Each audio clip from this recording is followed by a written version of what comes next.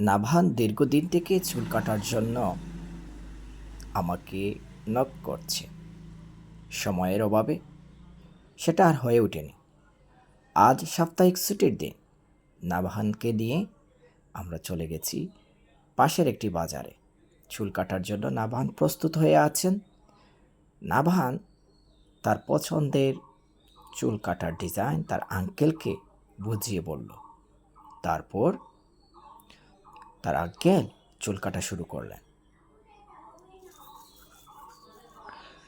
অনেক দিন হয় নাভানের চুল বড় হওয়ার কারণে চুলগুলা এলোমেলো হয়ে আছে। তাই নাভান একটু আনইজি ফিল করার কারণে, আর বিশেষ করে গরম একটু বেশি হওয়ার কারণে নাভান একটু অস্বস্তি বোধ করছিল। তাই চিন্তা করলাম আর চুল লম্বা রাখা যাবে না, চুল আর বড় করা রাখা যাবে না, চুল এখন খাটো করার সময় এসেছে। তাই যেমনই চিন্তা করেছি আমরা ঠিক তেমনই কাজ করার জন্য প্রস্তুতি নিয়েছি এবং সরাসরি চলে আসলাম সেলুনে। ইতিমধ্যেই নাভানের চুল কাটা শুরু হয়ে গেছে। আমরা সাইটের যে লেয়ার আছে সেটা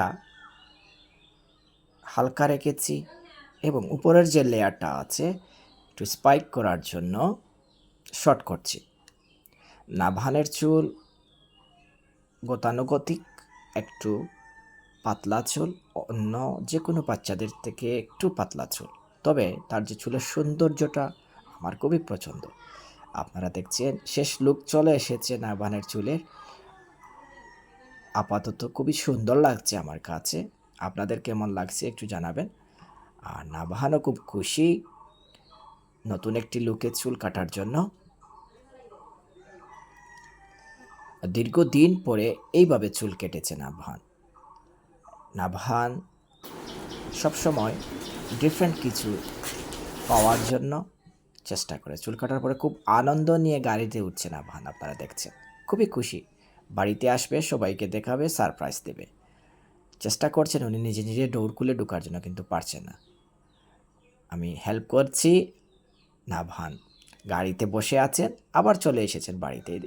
এই যে দাদুকে দেখাবেন, আম্মুকে উনি দেখাবেন ওনার চুল।